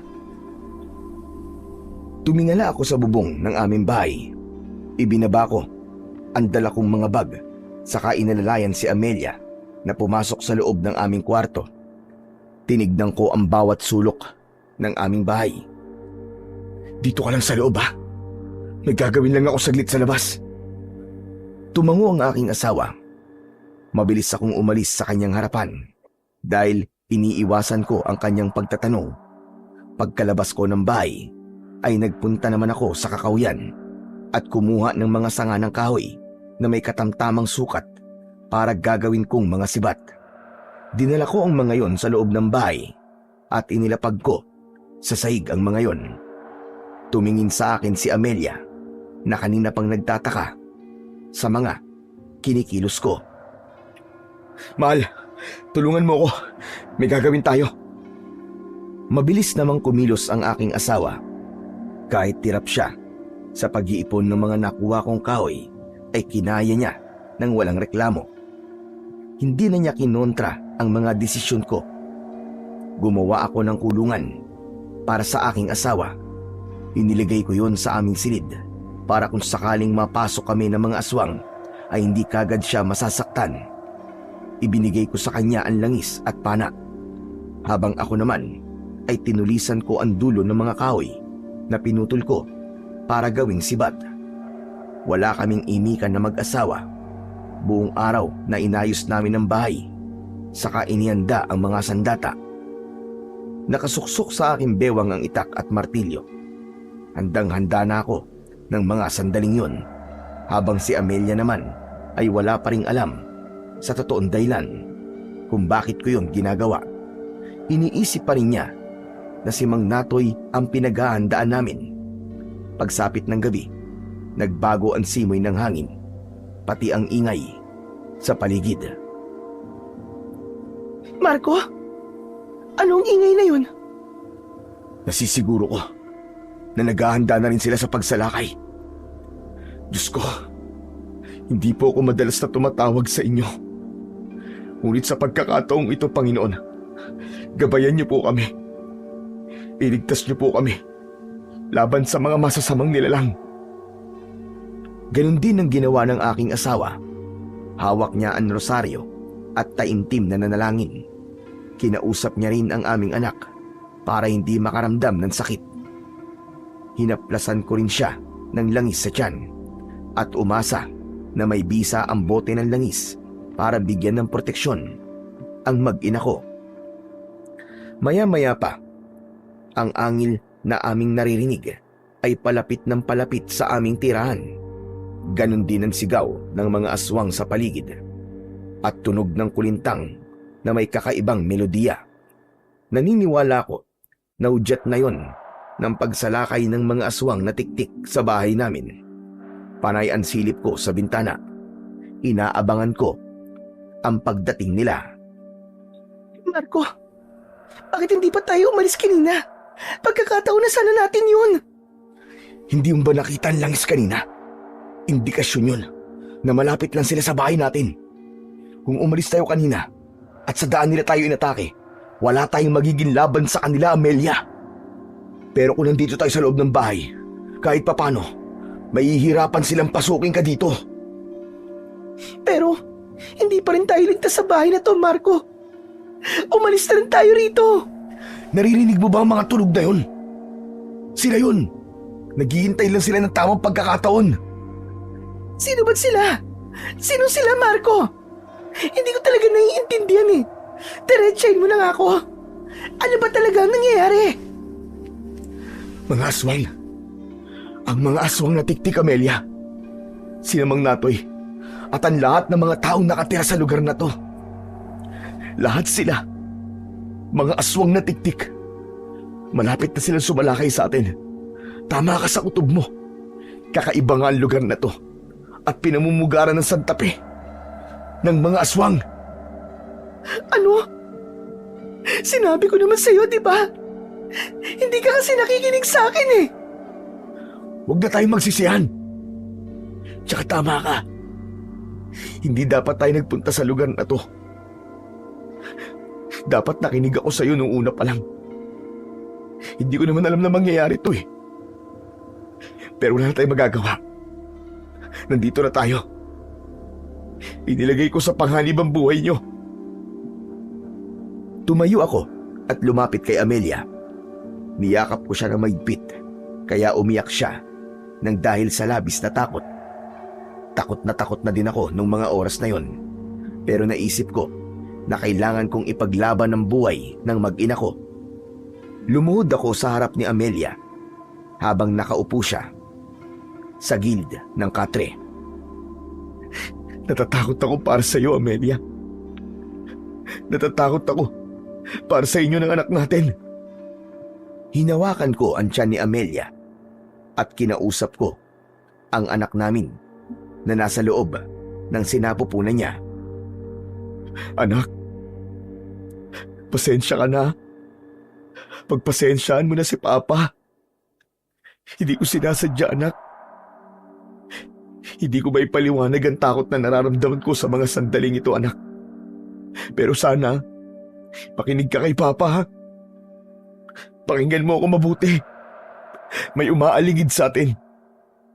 Hindi tao, anak, kundi mga aswang. Marco, tama na yan.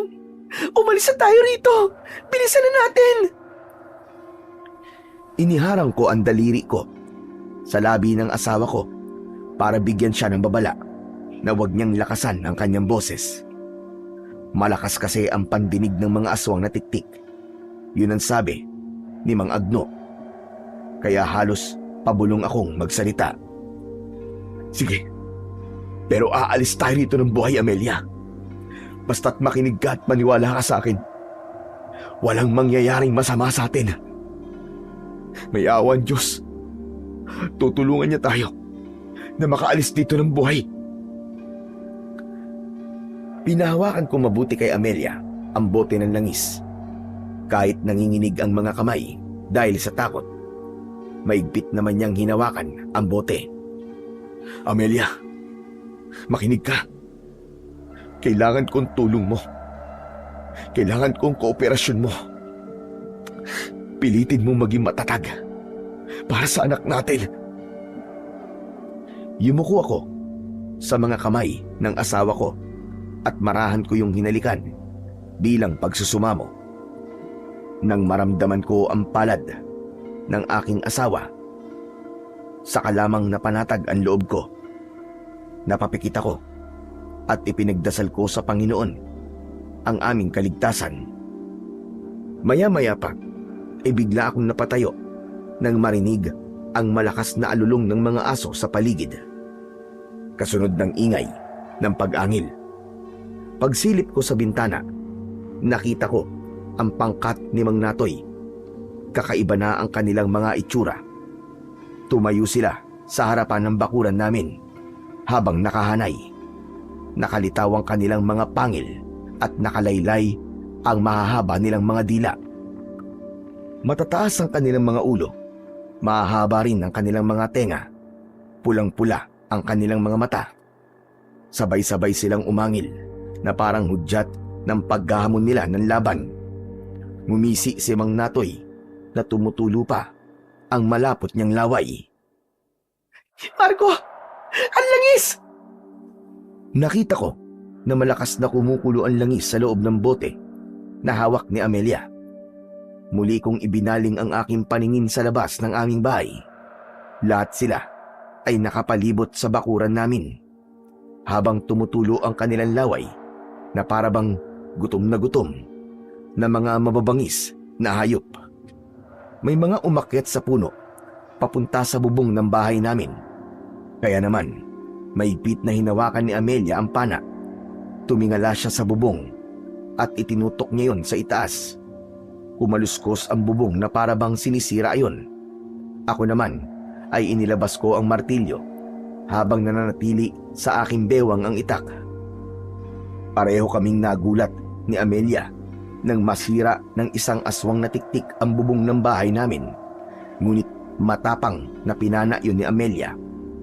Tinamaan ang aswang sa muka, dahilan para mahulog siya sa lupa, habang ako naman ay hinarap ang aswang na dumaan sa bintana. Pinalo ko siya ng martilyo sa ulo kaya nagulat ako nang biglang masunog ang katawan ng aswang. Totoo nga. May kakayahan nga ang martilyo na pumatay ng mga aswang. Isa nga tong agimat. Dahil sa sandatang yon, nawala ang pag-aalala ko. Lahat ng pumasok sa aming bahay ay minartilyo ko ang ulo. Muli kong isinuksok ang martilyo sa aking bewang at itak naman ang ginamit ko. Dahil marami na ang umatake sa amin, bawat wasiwas ko sa ere ng itak ay tinatamaan ko sila ng taga. Pero dahil hindi sila tinatablan ng itak ko, napilitan akong itapon yun at tumarak ang talim sa isang tiktik na sumira naman sa aming dingding. Naging malikot ang mga mata naming mag-asawa dahil alerto kami sa paligid. Biglang nabutas ang dingding at lumusot ang kamay ni Mang Natoy. Sinakal niya ako at naramdaman ko ang pagbaon ng kuko niya sa likod ko. Nagpumiglas ako. Lumaban ako para sa buhay ko. Pero dahil malakas ang braso ni Mang Natoy, hindi ako makaalis sa pagkakasakal niya. Huwag mo nang ipagkait sa amin ang asawa mo. Hindi ko hahayaan na makuha niyo mag-ina ko. Dadaan muna kayo sa bangkay ko, mga hayop kayo! Sa kabila ng pagpupumiglas ko, nakita ko ang aking asawa. Itinutok ni Amelia ang pana sa braso ni Mang Natoy na nakasakal pa rin sa aking leeg. At nang tamaan ng aswang sa braso, natanggal ang pagkakasakal ni Mang Natoy sa aking leeg. Sako naman siya hinampas ng martilyo, pero nakailag siya. Lumayo si Mang Natoy at pumalit ang iba niyang mga kasama. Nagulat kami nang lumitaw sa harapan namin si Kiko, ang batang aswang. Sinugod niya ang asawa ko, kaya agad ko siyang pinukpok ng martilyo sa ulo. Isang palo lang ang ginawa ko at nasunog na siya kagad. At naging abo. Nakita naman yun ni Mang Natoy. Hindi! Ang anak ko! Pinatay mo ang anak ko! Kulang pa yan sa mga buhay na kinuha nyo! Mga demonyo kayo!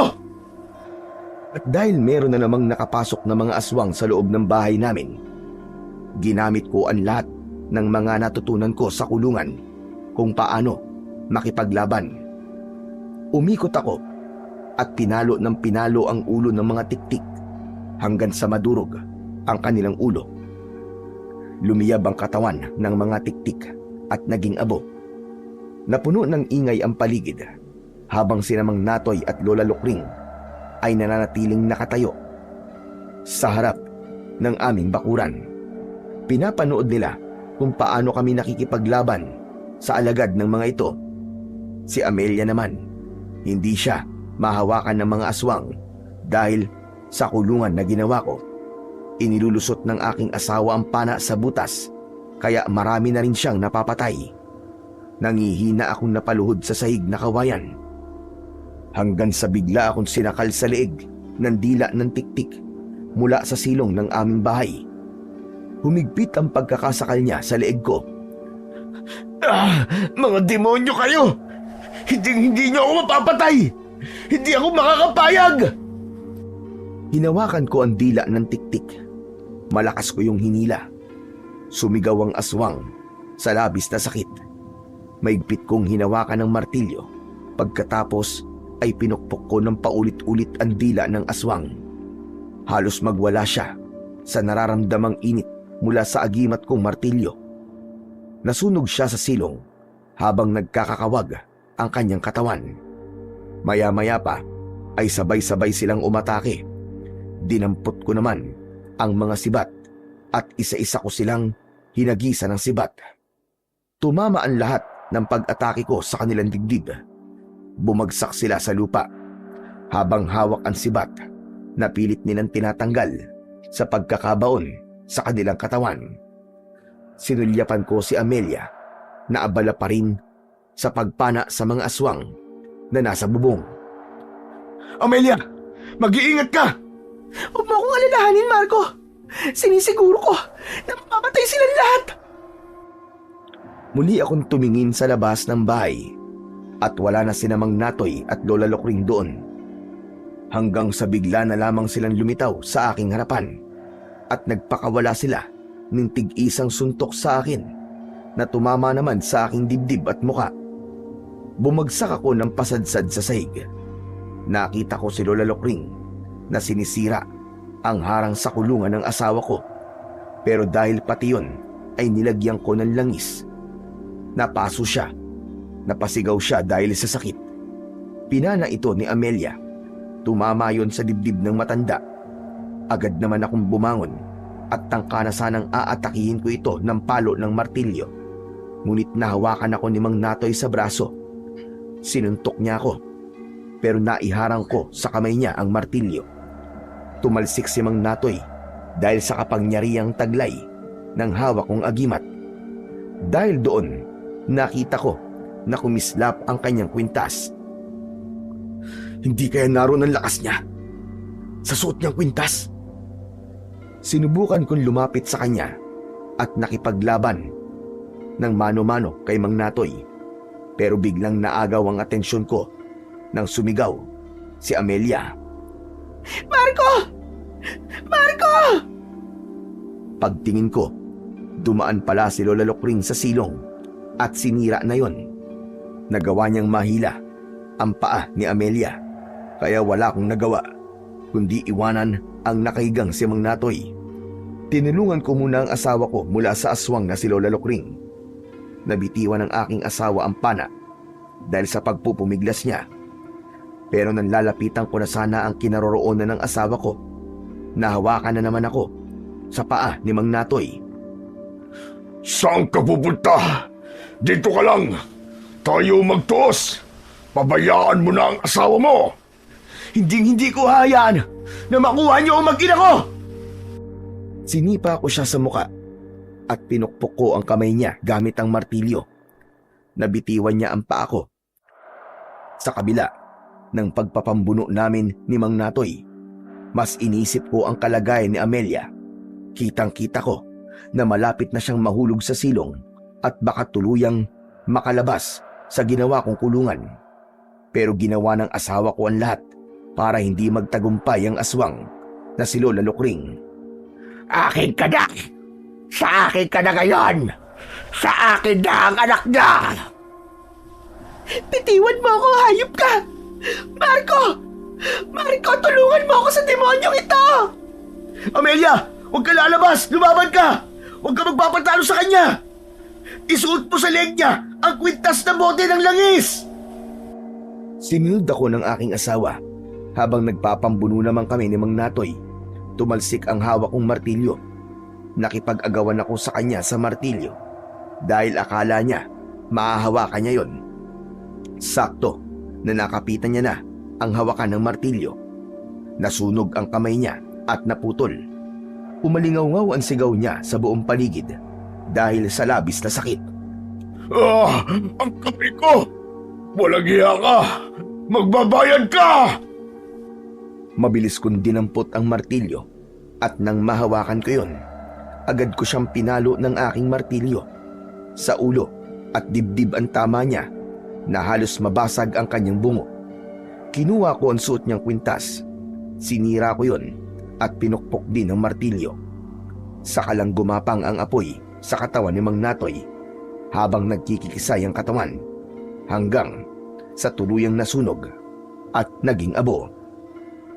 Kasunod ng pagkamatay ni Mang Natoy, lumiyab din ang katawan ni Lola Lokring dahil nagawa ng asawa ko na maisuot niya ang kwintas sa leeg ng aswang. Nagkikikisay ang katawan ng aswang na si Lola Lokring habang binabalot siya ng makapal na usok. Saka unti-unting nilamon ng apoy hanggang sa tuluyan ng matunaw ang kanyang katawan. Kumalat ang apoy sa sahig na nagsisimula ng tumupok sa bahay namin. Lumiwanag ang hawak kong martilyo at ang liwanag na yon ang pumatay naman sa ibang mga aswang na tiktik na nasa labas pa rin ng bahay. Nasunog sila ng liwanag ng agimat ng martilyo ko hanggang sa maging abo silang lahat at tinangay ng hangin. Nilapitan ko ang asawa kong si Amelia at hinila ang kanyang kamay. Mahal ko, salamat sa Diyos. Halika na, lumabas na tayo ng bahay. Malapit na masunog ang bahay natin. Marco, masakit ang paa ko. Hindi ko maigalaw. Nakita ko na may gasgas ang binti niya dahil sa kuko ni Lola Lukring kanina. Kaya binuhat ko na lang siya at tumakbo papalabas ng bahay. Saktong paglabas namin, lumagablab na ang malaking apoy sa buong bahay namin. Ibinaba ko ang aking asawa sa lupa at inalalayan ko siyang maglakad palabas ng bakuran. Tinanaw ko na lang ang bahay na unti-unti nang tinutupok ng apoy.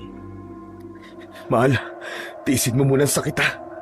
Kailangan na nating umalis dito. Hila ko ang kamay ng aking asawa at lumabas kami ng bakuran habang ang alipato mula sa nasusunog naming bahay ay nagsimulang kumalat sa hangin. Inakala ko na napatay na namin ng mga aswang pero nagulat kami sa biglang paglitaw ng isang tiktik. Mukha siyang paniki na pasuray-suray sa paglalakad papalapit sa aming kinaroroonan pero biglang lumitaw sa likod ng aswang si Lolo Agno. Binuhusan niya ng langis ang ulo nito. Mula sa aming harapan ay nasunog ang katawan ng aswang. Sige na, makakalis na kayo. At wag na kayong babalik pa sa baryong ito. Opo, makakaasa po kayo na yun po ang gagawin namin. Lolo Agno, maraming salamat po sa lahat ng tulong nyo. Utang ko po sa inyo ang buhay naming pamilya.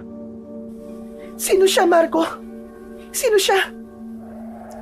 Siya si Lolo Agno, ang nakasama ko sa kulungan at may-ari ng martilyo may agimat. Siya yun na ang martilyo ni El Marco. Ibinigay ko na yan sa'yo. Sige na, ligtas na kayo. Kaya maaari na kayong umalis. Bumalik na kayo kung saan man kayo nanggaling. Mabilis naming tinahak ang daan palabas ng baryo ng Santa Fe.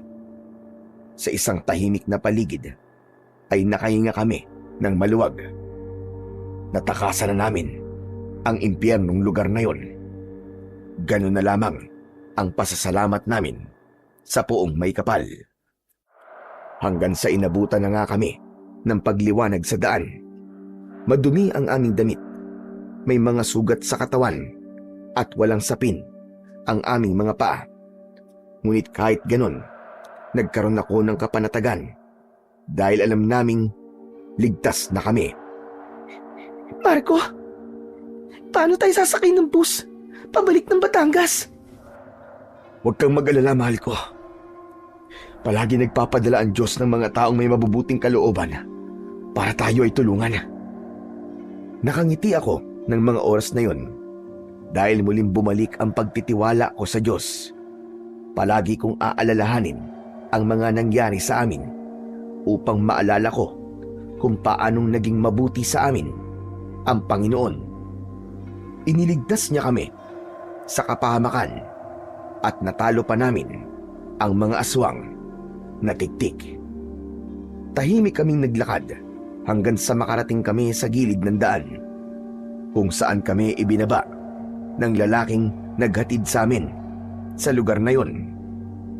Hindi nga nagtagal, biglang tumigil sa tapat namin ang isang lalaking nakasakay sa kalabaw.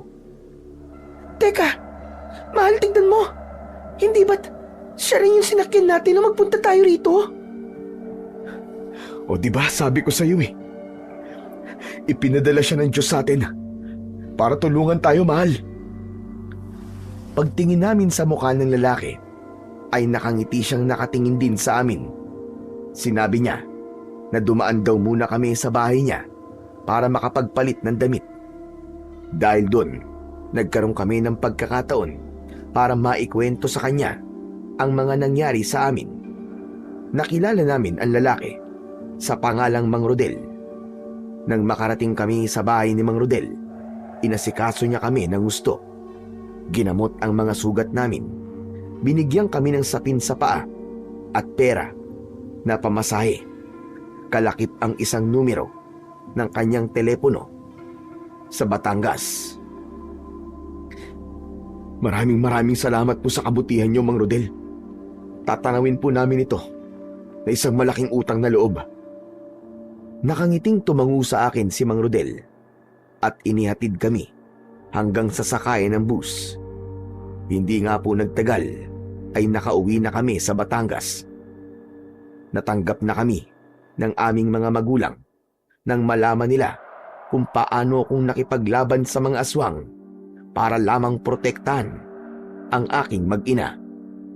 Pagkatapos ng mga nangyaring yon, hawak ko pa rin ang bote ng langis na ibinigay sa akin ni Lolo Agno. Ganon din ang mahiwagang martilyo na may agimat. Sa kasalukuyan po ay kasal na kami ni Amelia at magkasundo na ang mga magulang namin. Biniyayaan kami ng anak na lalaki na pinangalanan ko naman na Agno, sunod sa pangalan ni Lolo Agno. Ang pinakamasayang nangyari po sa buhay ko ay ang bumalik kami sa Batangas. Nagkita ulit kami ni Mang Rodel at natuklasan ko na isa pala siyang mayaman na nagmamay-ari ng isang malaking kumpanya ng patahian sa Batangas. Binigyan niya po ako ng trabaho bilang isang supervisor sa kanyang kumpanya. Bagay daw yun sa akin para matakot daw sa akin ang mga pasaway niyang empleyado. Ipinaramdam niya sa akin na kahit labas ako ng kulungan ay meron pa rin akong karapatan na magtrabaho ng maayos at marangal na hindi hinuhusgan ng iba. Kaya naman, sinuklian ko ng kabutihan ang mahalagang tulong na yon sa akin ni Mang Rodel. At syempre, higit sa lahat, nagpapasalamat ako sa Panginoong Diyos na siyang naging dahilan ng mga kabutihang nangyayari sa buhay ko. Sana po ay kapulutan po ng aral ng ibang naliligaw ng landas ang istoryang ibinahagi ko sa inyong programa. Gagamitin ko rin po itong pagkakataon upang masabi sa taong napatay ko na kahit wala na siya sa mundong ito, sana malaman niya at marinig niya saan man siya naroroon na lubos po akong nagsisisi sa mga nagawa kong kasalanan at habang buhay ko pong pagbabayaran yon sa paraan ng paggawa ko ng kabutihan at pagtulong sa aking kapwa. At muli, marami pong salamat sa pagbabasa. Sana po ay marami pa pong magpadala ng kwento sa inyong programa. Lubos pong nagpapasalamat, Marco.